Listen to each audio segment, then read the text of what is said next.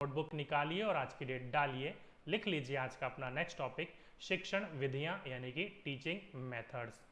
तो अगर आपसे पूछा जाए कि शिक्षण विधियां यानी कि टीचिंग मेथड्स क्या होती हैं, जो कि अगर आप कोई थियोरटिकल एग्जाम दे रहे हो तब पूछा जाएगा, ये आपका एमसीक्यू क्वेश्चन में तो नहीं पूछा जाएगा।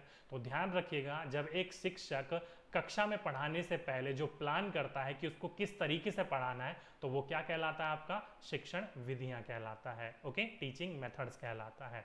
तो अगर आपसे पूछा जाए कितने प्रकार की होती हैं, तो देयर आर टू टाइप्स। कितने प्रकार के? दो प्रकार की होती हैं ये। कौन कौन से दो प्रकार की होती है? तो पहला हो जाता है आपका अध्यापक केंद्रित, जिसे आप टीचर सेंटर्ड बोलते हो।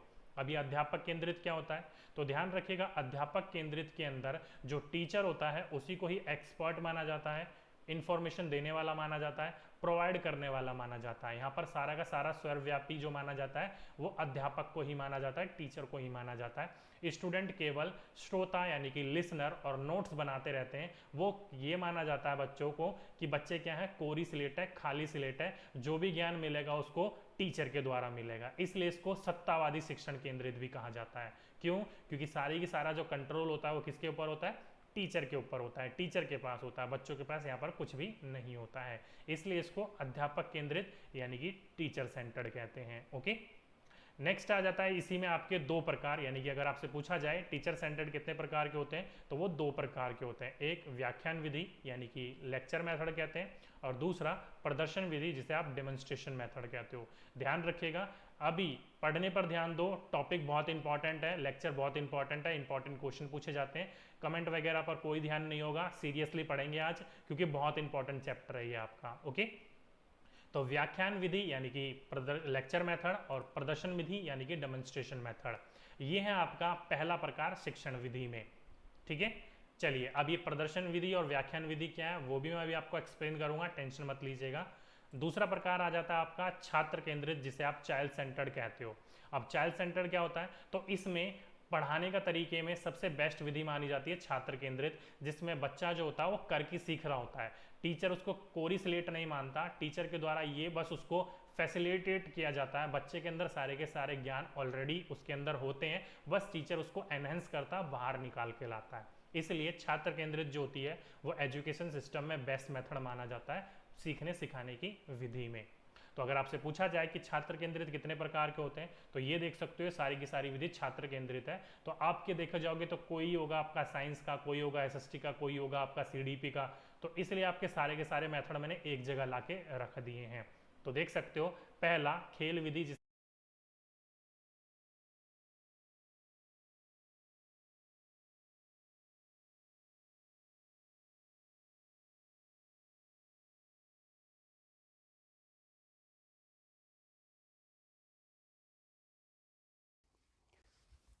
नमस्कार, मैं हूं संदीप बिश्नोई। आप देख रहे हैं अपना फेवरेट यूट्यूब चैनल, जिसे आप प्लेवे मेथड कहते हो, जो कि फॉवेल के द्वारा दिया गया था, फिर मॉन्टेसरी के द्वारा, और फिर गांधी जी के द्वारा, जो कि मैं करवा भी चुका हूं आपको पहले, फिर करवाऊंगा, टेंशन मत लीजिएगा। अच्छी तरीके से यहाँ से कुछ और क्वेश्चन निकल के आएंगे। नेक्स्ट है आपका प्रश्नोत्तर विधि, जिसे आप सुकरातो विधि यानी कि क्वेश्चनिंग मेथड भी कहते हो। क्यों कहा जाता है, तो जब हम पढ़ेंगे वहां पर मैं आपको अच्छे से एक्सप्लेन करूंगा। सुकरात ने दिया था इसलिए इसको सुकराती विधि भी कहा जाता है। ओके, नेक्स्ट है आपका शैक्षिक भ्रमण विधि यानी कि फील्ड ट्रिप मेथड, विश्लेषण विधि यानी कि एनालिटिकल मेथड, संश्लेषण मेथड यानी कि सिंथेसिस मेथड, आगमन और निगमन विधि यानी कि इंडक्टिव और डिडक्टिव मेथड। ये दो मेथड आपके बहुत मोस्ट इंपॉर्टेंट है सीटेट के लिए। सीटेट में सबसे ज़्यादा क्वेश्चन इनसे पूछे जाते हैं। ओके, नेक्स्ट है परियोजना विधि यानी कि प्रोजेक्ट मेथड, समस्या समाधान विधि यानी कि प्रॉब्लम सॉल्विंग मेथड, अन्वेषण विधि यानी कि ह्यूरिस्टिक मेथड, विचार विमर्श विधि यानी कि डिस्कशन मेथड, डेल्टन विधि यानी कि डेल्टन लॉ, क्षेत्र शिक्षण विधि जिसे आप रिलीजन मेथड या फिर फील्ड लर्निंग मेथड भी कहते हो। ओके, नेक्स्ट है आपका खोज विधि यानी कि डिस्कवरी मेथड। तो देख सकते हो ये आपके छात्र केंद्रित में कितने सारी विधियां आ जाती हैं। अब कई बच्चे सोच रहे होंगे कि निगमन विधि यानी कि डिडक्टिव मेथड जो होता है वो छात्र केंद्रित कैसे हो सकता है, उसमें तो नियम बताए जाते हैं। तो ध्यान रखिएगा, ये बड़ी क्लासों के लिए इंपॉर्टेंट होता है, जैसे कि 11th 12th कॉलेजेस के बच्चे जो होते हैं वो एग्जाम्पल टू रूल नहीं जाते, वो रूल टू एग्जाम्पल जाते हैं। ओके, इसलिए सारे के सारे छात्र केंद्रित यानी कि चाइल्ड सेंटर्ड एजुकेशन में सिस्टम में रखा गया है शिक्षण विधि में। ओके, तो अगर आप अब से पूछा जाए कि शिक्षक केंद्रित यानी कि जो आपकी टीचर मेथड होते हैं, शिक्षण विधियां होती हैं, वो कितने प्रकार की होती हैं? तो 2 प्रकार की। कौन कौन सी? पहला अध्यापक केंद्रित और दूसरा छात्र केंद्रित। इतनी जानकारी आपको मिल गई। अध्यापक केंद्रित में कौन कौन सी होती हैं? तो ये 2 विधि होती हैं, और छात्र केंद्रित में ये सारी विधियां होती है। अब आप सभी को पता है इतनी सारी विधियां एक ही चैप्टर में, एक ही लेक्चर में कंप्लीट करना तो पॉसिबल नहीं है, इसलिए हम इसको पार्ट में पढ़ेंगे और पार्ट में पढ़कर अच्छी तरीके से मैं आपको एक्सप्लेन करूंगा। आज जो हम पढ़ने वाले हैं वो पहला पढ़ेंगे अध्यापक केंद्रित यानी कि टीचर सेंटर्ड मेथड में व्याख्यान विधि और प्रदर्शन विधि। टीचर सेंटर्ड क्या होता है वो तो मैंने आपको एक्सप्लेन कर दिया, लेकिन व्याख्यान विधि और प्रदर्शन विधि, lecture method and demonstration method क्या होता है, चलिए उसको समझ लेते हैं। और सारी चीज़ों को अच्छी तरीके से समझाऊंगा, टेंशन मत लीजिएगा। पहली विधि लिख लीजिए आप, व्याख्यान विधि यानी कि लेक्चर मेथड। अब ये होता क्या है तो ध्यान रखिएगा, शाब्दिक अर्थ में यह सबसे प्राचीनतम विधि है, एशियंट मेथड है, ओल्डेस्ट मेथड है ये। अगर आपसे पूछा जाए कि वह विधि कौन सी है या फिर निम्नलिखित में से प्राचीनतम विधि एशियंट मेथड को चूज कीजिए, तो वो है व्याख्यान विधि। क्यों? क्योंकि आप सभी को पता है आज से पहले वाले जमाने में जब गुरुकुल प्रथा चलती थी तो गुरुकुल में जो गुरु होते थे वो भी लेक्चर के द्वारा, आपके द्वारा, व्याख्यान के द्वारा बच्चों को समझाते थे, सिखाते थे। इसलिए इसको ओल्डेस्ट मेथड, जो कि आज भी कॉलेजेस में इस्तेमाल किया जाता है, इसलिए इसको ओल्डेस्ट मेथड, एशियंट मेथड या फिर प्राचीनतम विधि कहा जाता है। क्वेश्चन पूछे जाने वाला है, ध्यान रखिएगा इस पॉइंट को। ओके, चलिए, इस विधि में अध्यापक सारी विषय वस्तु को स्वयं बच्चों के सामने प्रस्तुत करता है। इसमें केवल बच्चे सुनते रहते हैं और खुद नोट भी करते रहते हैं। इसमें देखो क्या लिख रखा है, अध्यापक सारी की सारी विषय वस्तु को प्रस्तुत करता है। जैसे कि मैंने आपको बोला था, सारी की सारी सत्ता किसके पास होती है? अध्यापक के पास होती है। बच्चा केवल श्रोता बना रहता है, सुनता रहता है और नोट्स तैयार करता रहता है। ओके, तो ध्यान रखिएगा, the teacher presents the entire subjects matter to the child themselves, in which the children only listen and notes themselves. Okay, यहाँ पर केवल बच्चा जो होता है वो श्रोता बना रहता है, सुनता रहता है और खुद नोट भी बनाता रहता है, जो बच्चा इंटरेस्ट लेता है। नहीं तो कई बच्चे तो पीछे जाकर सोते रहते हैं, आपने भी देखा होगा, उबाइयाँ लेते रहते हैं, तो इसको सोतु विधि भी कहते हैं। क्यों? क्योंकि बच्चे इसमें जो होते हैं वो बोर हो जाते हैं। ठीक है, तो यहाँ से आपका क्वेश्चन तो ज़्यादा नहीं बनेगा, बस यही बनेगा कि सबसे प्राचीनतम विधि कौन सी है, तो वो है व्याख्यान विधि यानी कि लेक्चर मेथड। चलिए, अब इसके गुण और अवगुण के बारे में बात कर लेते हैं। तो पहले लिख लीजिए आप बॉक्स में गुण यानी कि एडवांटेजेस, और दूसरा आपके दोष यानी कि डिसएडवांटेजेस। बहुत इंपॉर्टेंट है, क्वेश्चन आपके यहीं से ही बनेंगे। ठीक है, चलिए गुण के बारे में बात करते हैं। तो यह क्या है, आपका आदर्शवादी विचारधारा की देन है, यानी कि आइडियलिस्ट आइडियोलॉजी के जो लोग थे, पर्सन थे, जैसे कि गांधी जी को आइडियलिस्ट माना जाता है, आदर्शवादी माना जाता है, लेकिन साथ ही साथ में वो प्राकृतिकवादी और प्रायोगिकवादी भी थे। ओके, उन्हीं के द्वारा ये विचारधारा दी गई थी, उन्हीं के द्वारा ये पूरा का पूरा मेथड प्रस्तुत किया गया था, प्रेजेंट किया गया था। ओके, दूसरा मेन इंपॉर्टेंट पॉइंट, यह विधि जो है वो सामाजिक अध्ययन पढ़ाने के लिए सबसे अच्छी विधि है। सोशल स्टडीज को टीच करने के लिए क्या है, ये बेस्ट मेथड है। बहुत इंपॉर्टेंट पॉइंट है, क्वेश्चन पूछा जाए कि वह विधि कौन सी है जो सामाजिक अध्ययन को पढ़ाने के लिए सबसे अच्छी विधि है, तो वो आपकी यही विधि है, व्याख्यान यानी कि लेक्चर मेथड। क्यों?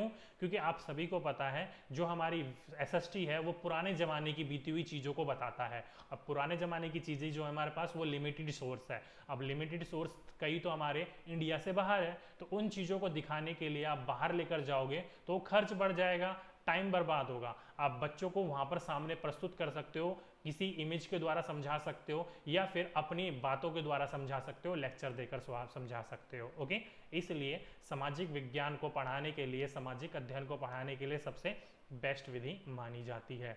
साथ ही साथ में मितव्ययी विधि है। अब मितव्ययी क्या है?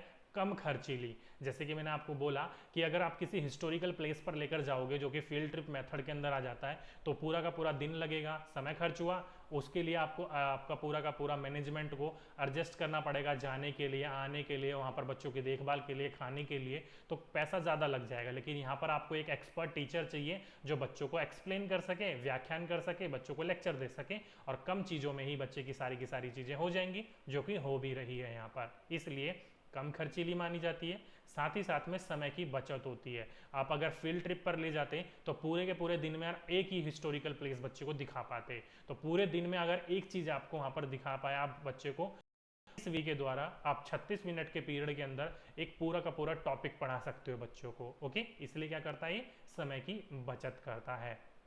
चलिए, कुछ और पॉइंट समझने से पहले इसके दोष समझ लेते हैं, यानी कि डिसएडवांटेजेस समझ लेते हैं।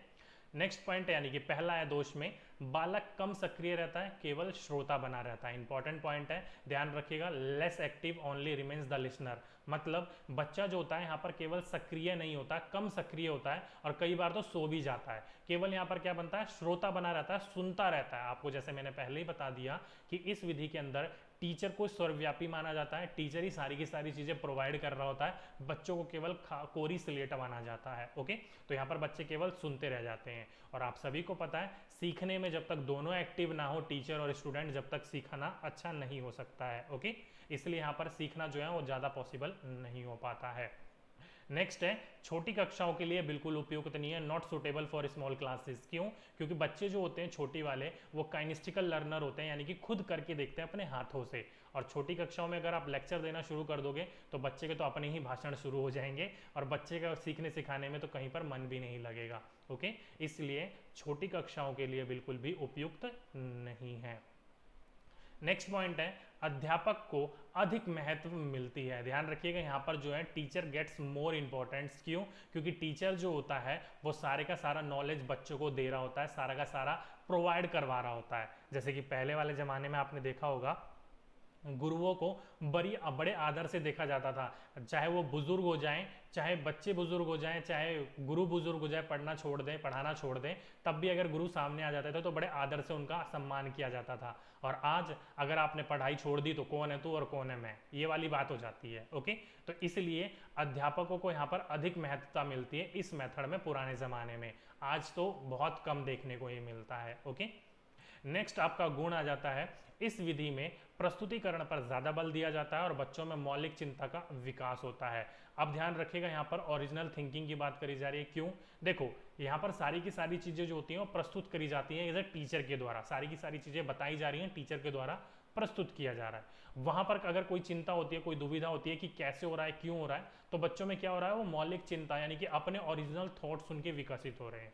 तो मेन इंपॉर्टेंट यही बात है यहाँ पर कि सारी की सारी प्रस्तुतिकरण तो होता है लेकिन बच्चों में मौलिक चिंता का भी विकास होता है। तो अगर आपसे पूछा जाए कि ओरिजिनल थिंकिंग कहाँ पर डेवलप्ड हो रही है, तो इस मेथड के अंतर्गत होती हैं। ओके, नेक्स्ट मेथड आ जाता है आपका, यानी कि दोष आ जाता है, इस विधि का प्रयोग केवल कुशल अध्यापक ही कर सकते हैं, स्किल्ड टीचर ही कर सकते हैं इस चीज का यूज। कैसे? अभी मैंने आपको एक पॉइंट बताया था, यहाँ पर एक आपको एक्सपर्ट टीचर की जरूरत है, कहीं पर हिस्टोरिकल प्लेस पर ले जाने की जरूरत नहीं है, वो सारा का सारा ज्ञान जो होगा वो बच्चों को प्रोवाइड करवा देगा। तो मेन इंपॉर्टेंट दोष इसका यही है कि केवल जो स्किल यानी कि जो कुशल अध्यापक होंगे, जिनको एक्सपीरियंस होगा, वही बच्चों के सामने अच्छे तरीके से एक्सप्लेन कर पाएंगे, प्रस्तुत कर पाएंगे। नहीं तो बाकी टीचर जो होंगे वो हकलाने लग जाएंगे, अटक अटक के बताएंगे या लिमिटेड सोर्स में बताएंगे। ओके, मेन इंपॉर्टेंट पॉइंट यहाँ पर यही है कि कुशल अध्यापक इसका यानी कि स्किल टीचर जो होंगे वही इसका इस्तेमाल कर पाते हैं। ओके, चलिए, तो ये तो हो गया आपका पहला लेक्चर मेथड यानी कि व्याख्यान विधि। चलिए, अब सेकंड विधि की बात कर लेते हैं, प्रदर्शन विधि यानी कि डेमोन्स्ट्रेशन मेथड। अब ये विधि जो है वो व्याख्यान यानी कि लेक्चर मेथड से बेटर मानी जाती है, अच्छी मानी जाती है। ओके, इसलिए यह विधि जो है वो प्राथमिक कक्षाओं में भी कुछ रूप से प्रयोग किया जा सकती है। क्यों? क्योंकि यहाँ पर जो होता है वो टीचर के द्वारा प्रदर्शन करके दिखाया जा रहा होता है, डेमोन्स्ट्रेशन करके दिखाया जा रहा होता है। जैसे कि आपको भी पता है कि आप जब भी कोई नई चीज़ लेते हो, चाहे फ्रिज हो, एसी हो, तो डेमोन्स्ट्रेशन दिखाने के लिए एक एक्सपर्ट आता है आपके घर पर और आपको करके दिखाता है सारी की सारी चीज़ें। तो वैसे ही आपका अध्यापक भी यहाँ पर कर रहा होता है, जिसमें बच्चे देखते भी हैं, सुनते भी हैं और समझते भी हैं। इसलिए व्याख्यान विधि से बहुत अच्छी विधि इसे माना गया है। तो वहाँ पर आप सुन रहे थे, यहाँ पर आप देख भी रहे हो, सुन भी रहे हो, समझ भी रहे हो। इसलिए यहाँ पर जो है ये विधि जो है वो बेटर मानी गई है अन्य विधि से। ओके, इसमें जो होता है वो अध्यापक कक्षा में प्रदर्शन भी करता है, परफॉर्म भी करके दिखाता है क्लासरूम में। ओके, इंपॉर्टेंट पॉइंट है, ध्यान रखिएगा। यहाँ से समझ में नहीं आया तो एक एग्जाम्पल देता हूँ मैं आपको। देखा होगा आपने छोटी क्लासेस में, आपने एक पोएम जरूर सुनी होगी कि ऊपर पंखा चलता है, नीचे बेबी सोती है, सोते सोते भूख लगी। जरूर सुना होगा आपने। तो वहाँ पर टीचर कैसे प्रस्तुत कर रहा होता है उसको, या अध्यापिका कैसे प्रस्तुत कर रही होती है वहाँ पर कि ऊपर पंखा चलता है, नीचे बेबी सोती, ऐसे करके प्रस्तुत कर रहा होता है ना। हंसने की बात नहीं है डियर, ऐसे प्रस्तुत करते हैं तो आप क्या कर रहे हो, प्रदर्शन करके दिखा रहे हो। तो बच्चा वहाँ पर देखता भी है, आपकी नकल करके खुद कर भी रहा होता है, तो वो क्या करता है वहाँ पर आपकी कॉपी कर रहा होता है। लेकिन ये मैंने आपको समझाने के लिए कहा है, इसमें बच्चा कॉपी नहीं कर पाता, केवल टीचर के द्वारा ही क्या किया जा रहा है, प्रदर्शन करके दिखाया जा रहा है। ओके, केवल बच्चा इसमें देखता है, सुनता है और समझने की कोशिश कर रहा होता है। तो ये होगी इसकी बेसिक चीज के बारे में। चलिए अब गुण और दोष के बारे में बात कर लेते हैं। तो लिख लीजिए, पहले बात कर लेते हैं एडवांटेजेस के बारे में। तो यह विधि जो है वो देखो, सुनो और समझो के काज के सिद्धांत पर आधारित है। This method is based on look, listen and understand. ये वाला क्वेश्चन इंपॉर्टेंट है, पूछा जा चुका है आपका सीटेट में, ध्यान रखिएगा। वह विधि कौन सी है जो देखो, सुनो और समझो के काज पर आधारित है? तो वो कौन सी विधि है? आपकी डेमोन्स्ट्रेशन मेथड यानी कि प्रदर्शन विधि। क्यों? क्योंकि यहाँ पर टीचर आपको कर कर दिखा रहा होता है तो आप उसको देखते हो, बता रहा होता है तो आपको उसको सुन रहे होते हो और समझने की कोशिश कर रहे होते हो। इसलिए क्या है, ये देखो, सुनो और समझो के काज पर आधारित है। नेक्स्ट है, इस विधि में बहुज्ञान इंद्रिया शिक्षण विधि भी कहते हैं इसको मल्टी सेंसर्स टीचिंग स्किल्स भी या मेथड्स भी कहते हैं। क्यों? क्योंकि यहाँ पर आप देख रहे हो आंखों का इस्तेमाल, सुन रहे हो कानों का इस्तेमाल, समझ रहे हो मस्तिष्क का इस्तेमाल, मतलब आप 2 से ज़्यादा ज्ञान इंद्रियों का इस्तेमाल कर रहे हो। इसलिए क्या कहलाएगा, ये आपका मल्टी सेंसेस टीचिंग मेथड यानी कि बहुज्ञान इंद्रिया शिक्षण विधि कहा जाएगा। इसको इंपॉर्टेंट पॉइंट है, पूछा जाएगा, ध्यान रखिएगा इस पॉइंट को। ओके, साथ ही साथ में क्या है, ये आपका मित व्यय विधि है यानी कि कम खर्चीली है। क्यों?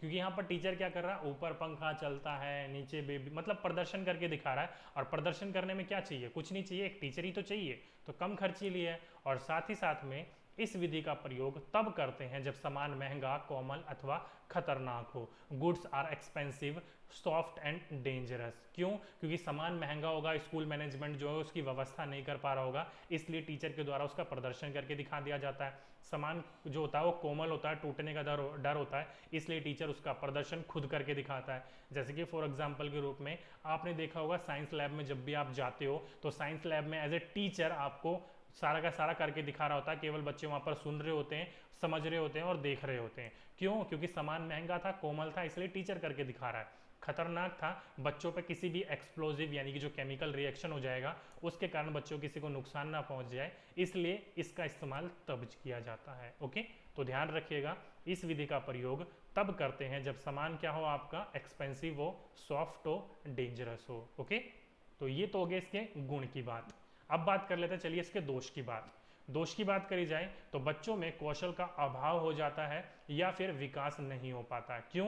क्योंकि सारा का सारा जो टीचर होता है वो खुद कर रहा होता है, केवल आप सुन रहे होते हो, देख रहे होते हो, समझ रहे होते हो। अब जब तक खुद नहीं करोगे तब तक आपके अंदर स्किल कैसे उत्पन्न होगा? आपको भी पता है, किसी भी चीज़ के कौशल को विकास करने के लिए जब तक आप वहाँ पर खुद नहीं करोगे तब तक कौशल या विकास कैसे हो सकता है? इसलिए चिल्ड्रन लेक स्किल्स और do not developed. Okay, important है, ध्यान रखिएगा।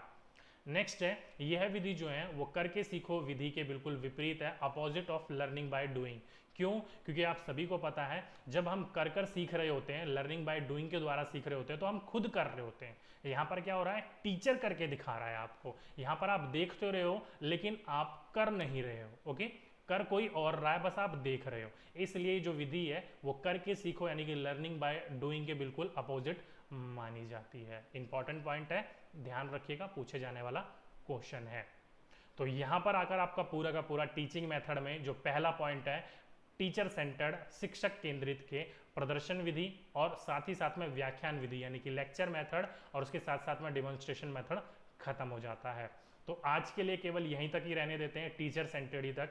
फिर हम एक और या फिर 2 वीडियो में चाइल्ड सेंटर को कंप्लीट कर लेंगे और फिर उससे रिलेटेड मैं आपको इंपॉर्टेंट क्वेश्चन भी करवा दूंगा ताकि आपके पता चल सके कि आपके एग्जाम में किस प्रकार के क्वेश्चन पूछे जाते हैं आपसे। ओके, अब मुझे बताइएगा नीचे लिखकर कमेंट बॉक्स में कि पूरी की पूरी वीडियो कैसी लगी और जो मैंने आपको समझाया वो आपको कितना समझ में आया या फिर कितना समझ में नहीं आया, आपका फीडबैक मुझे मिल सके। ओके, तो चलिए आज के लिए बस इतना ही रहने देते हैं। अब बाकी टीचिंग मेथड से आपको सारा का सारा कंप्लीट करवाया जाएगा, एक पॉइंट भी नहीं छोड़ा जाएगा। कैसा भी क्वेश्चन पूछा जाए, चाहे वो एंट्रेंस एग्जाम्स में हो, टेट एग्जाम्स में हो, टीचिंग एग्जाम्स में हो, सारी की सारी चीज़ें आपकी यहाँ से बिल्कुल फंसेंगी, बिल्कुल मिलेंगी आपको। एट द बिल्कुल एनसीईआरटी बेस आपको पढ़ाया जा रहा है टीचिंग मेथड। ठीक है, चलिए तो आज की वीडियो में बस दोस्तों इतना ही। अगर वीडियो अच्छी लगी हो तो लाइक कीजिएगा, साथ ही साथ में अपने दोस्तों के साथ शेयर कीजिएगा ताकि हमें भी मोटिवेशन मिले और आपको और अच्छी से अच्छी हम वीडियो